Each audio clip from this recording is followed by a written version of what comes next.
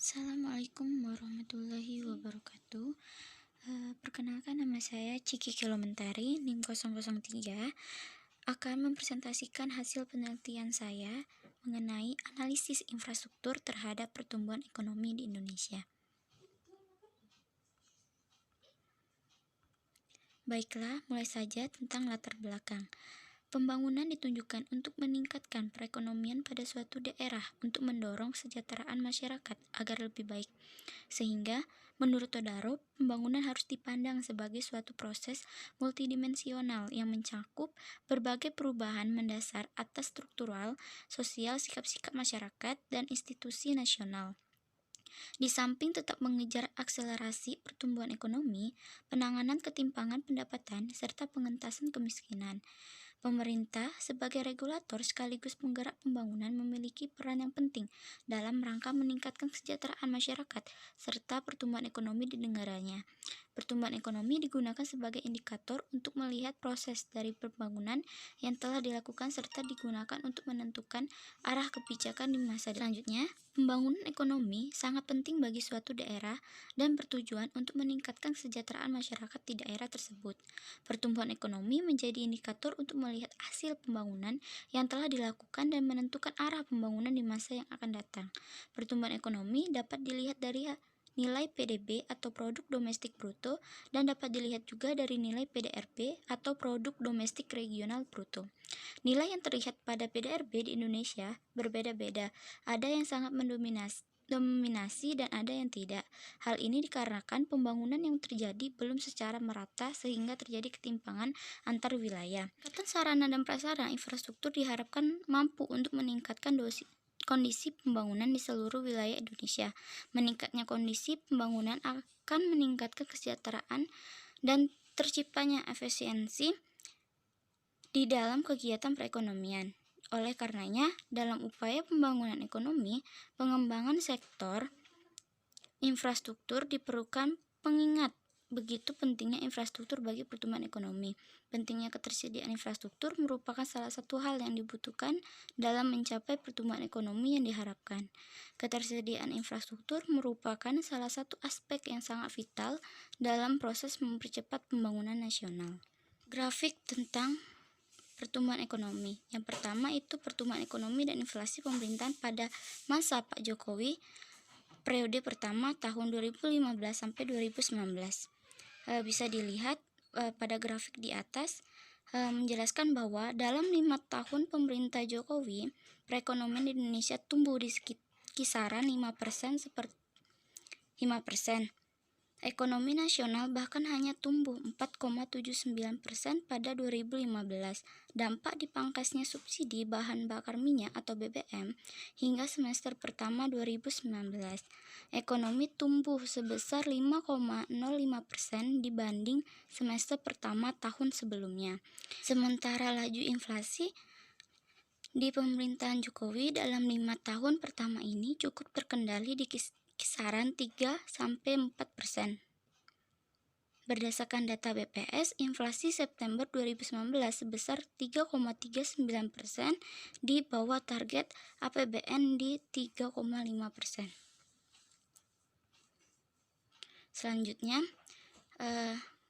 ada presentasi progres infrastruktur berdasarkan jenis. Bisa dilihat juga pada grafik di atas menunjukkan bahwa hingga 2017, setidaknya 13% proyek infrastruktur telah rampung. Tercatat 30 proyek selesai dari total 225 yang ditargetkan selesai pada tahun 2019. Perkembangan infrastruktur jalan di Indonesia pada tahun 2014 sampai 2018. Bisa dilihat juga bahwa perkembangan infrastruktur di Indonesia menurut Badan Pusat Statistik menunjukkan bahwa perkembangan panjang jalan di Indonesia terus mengalami peningkatan setiap tahunnya. Pada tahun 2014, total panjang jalan di Indonesia mencapai 518,24 km hingga pada tahun 2018 total panjang jalan di Indonesia mencapai 542,310 km. Setiap tahunnya itu panjang jalan mengalami peningkatan. Selanjutnya, rumusan masalah. Di sini ada beberapa rumusan masalah yang saya ingin membahas. Yang pertama itu bagaimana pengaruh ketersediaan listrik terhadap pertumbuhan ekonomi. Kedua, bagaimana pengaruh infrastruktur jalan terhadap pertumbuhan ekonomi. Ketiga, bagaimana pengaruh infrastruktur air terhadap pertumbuhan ekonomi. Dan yang keempat, bagaimana pengaruh infrastruktur jembatan terhadap pertumbuhan ekonomi. Di sini saya mempunyai batasan masalah. Penelitian saya itu memiliki batasan karena pada penelitian infrastruktur di Indonesia begitu luas akan mempersulit peneliti untuk meneliti semuanya. Jadi itu infrastruktur kan luas, jadi saya hanya mengambil 4 variabel saja, yaitu listrik, jalan, air, dan jembatan.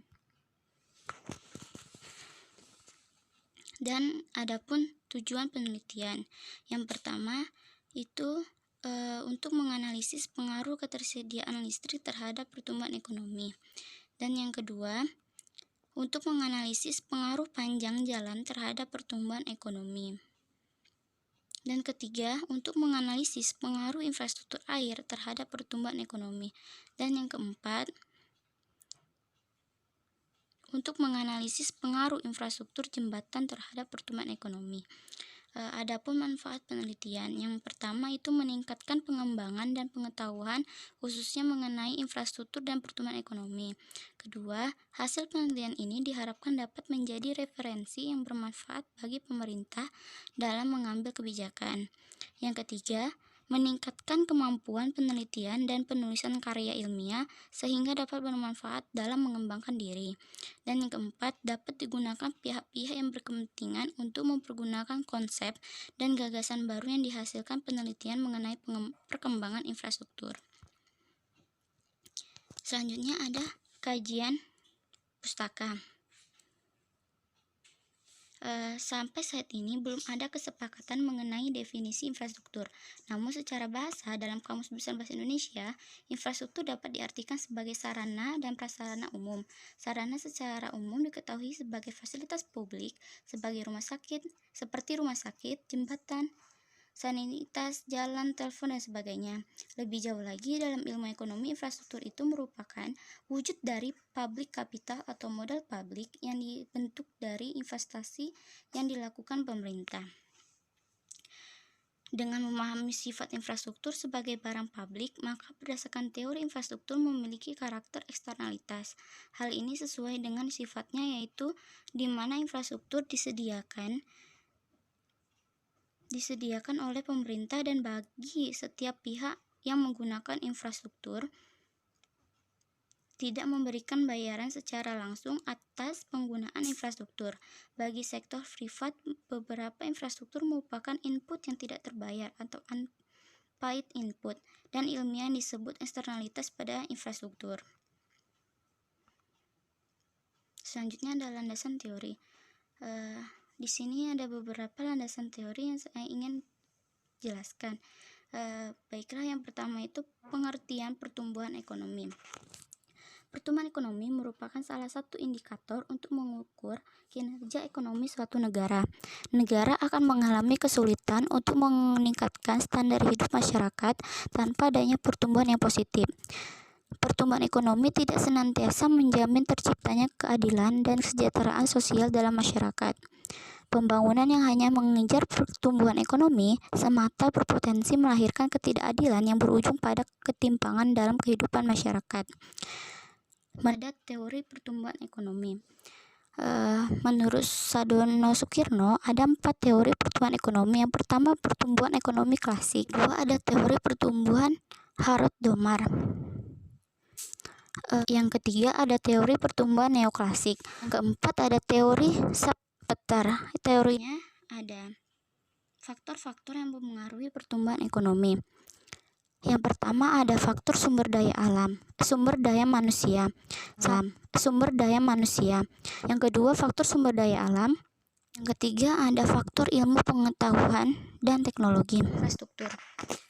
Infrastruktur itu mengacu pada penyediaan dasar dan fasilitas fisik. yang mendukung aktivitas produktif. Infrastruktur terbagi menjadi dua jenis, yaitu infrastruktur ekonomi dan infrastruktur sosial. Selanjutnya ada infrastruktur dan pertumbuhan ekonomi.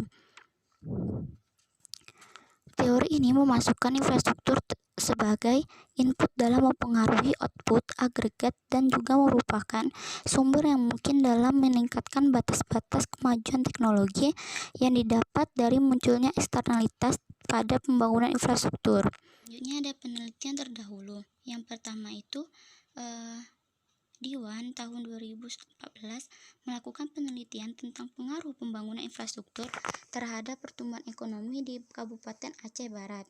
Hasil dari penelitian ini bahwa terdapat pengaruh yang kecil pembangunan infrastruktur terhadap pertumbuhan ekonomi di Kabupaten Aceh Barat. Yang kedua ada Vela Norlita tahun 2018 melakukan penelitian tentang pengaruh investasi, tenaga kerja, dan infrastruktur terhadap pertumbuhan ekonomi di Pulau Jawa.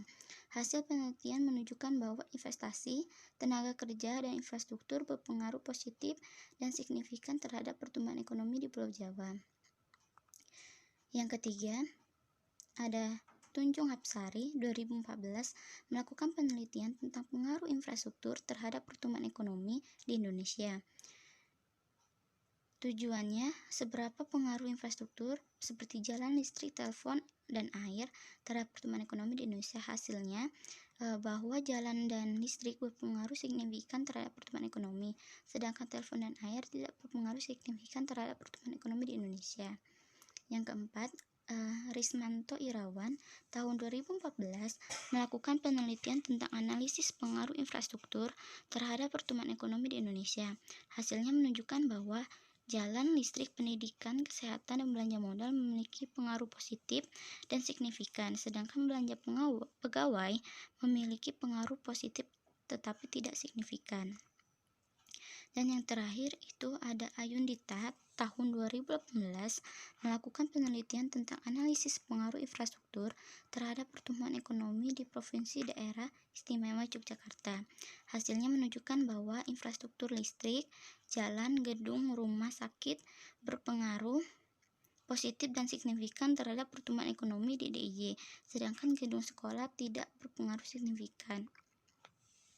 Kerangka konseptual. Di sini saya mengambil 4 variabel, yaitu jalan, listrik, air, dan jembatan itu sangat berpengaruh terhadap pertumbuhan ekonomi, di mana infrastruktur dapat meningkatkan suatu pertumbuhan ekonomi di Indonesia. Pada visi misi pemerintah, pembangunan infrastruktur sangat berperan penting dalam peningkatan PDRB. Jika infrastruktur tidak diperhatikan, maka pertumbuhan ekonomi akan menurun dan masyarakat akan memperhambat semua kegiatan. Infrastruktur saat ini menjadi pusat perhatian pemerintah karena masih banyak pembangunan infrastruktur yang belum terrealisasi. Selanjutnya ada hipotesis. Diduga infrastruktur jalan, listrik, jembatan, dan air itu sangat berpengaruh positif dan signifikan terhadap pertumbuhan ekonomi di Indonesia. Metode penelitian. Jenis penelitian yang saya gunakan dalam penelitian ini bersifat kuantitatif, yaitu berupa data tahunan yang berbentuk angka dan dapat dihitung atau diukur. Terus data dan sumber data. Data yang digunakan itu ada data panel, merupakan gabungan antara data time series dan data cross section. Yang ketiga, alat analisis. Alat analisis yang pertama data panel, merupakan suatu kombinasi dari data time series dan cross section. Data time series merupakan data yang disusun berdasarkan urutan waktu, misalnya data harian, mingguan, bulanan, maupun tahunan. Yang kedua, metode penelitian. Metode analisis yang digunakan dalam penelitian ini adalah regresi data panel. Yang ketiga itu ada estimasi regresi data panel. Yang pertama itu ada model common effect, merupakan ada model fixed effect. Yang ketiga ada model random effect. Suatu gambaran bahwa pengujian antara common effect dan fixed effect. Apabila fixed effect lebih baik, maka dilanjutkan dengan pengujian antar fixed effect dengan random effect. Apabila common effect lebih baik, maka pengujian selesai. Model common effect yang digunakan untuk estimasi, sedangkan model yang dipilih adalah model yang lebih baik dari hasil pengujian. Yang pertama itu ada uji Chow. Uji Chow itu lebih dikenal dengan uji F statistik, yang merupakan pengujian untuk memilih apakah model yang digunakan common effect atau fixed effect. Sedangkan uji LM itu signifikasi antara random effect yang dilakukan untuk menentukan apakah model dengan penentuan random effect lebih baik dibandingkan dengan model OLS pada pendekatan common effect. Selanjutnya ada uji Hostman, merupakan ujian dilakukan dalam memilih apakah menggunakan model fixed effect atau model random effect. Selanjutnya uji hipotesis. Sini ada beberapa uji hipotesis. Yang pertama uji koefisien determinasi atau R kuadrat. Itu merupakan dilakukan untuk mengetahui besarnya pengaruh variabel independen terhadap variabel dependen. Nilai dari R kuadrat berkisar antara 0 dan 1. Selanjutnya ada uji T, bukan kriteria penerimaan dan penolakan H0. Jika T hitung lebih besar dari T tabel, maka H0 diterima. Jika T hitung lebih kecil daripada T tabel, maka HA diterima. Selanjutnya uji F. Langkah-langkahnya sama seperti uji T. Hanya saja yang terakhir itu menentukan kriteria penerimaan dan penolakan H0. Jika F hitungnya lebih besar F tabel, maka H0 diterima. Jika F hitung lebih kecil dari F tabel, maka HA diterima.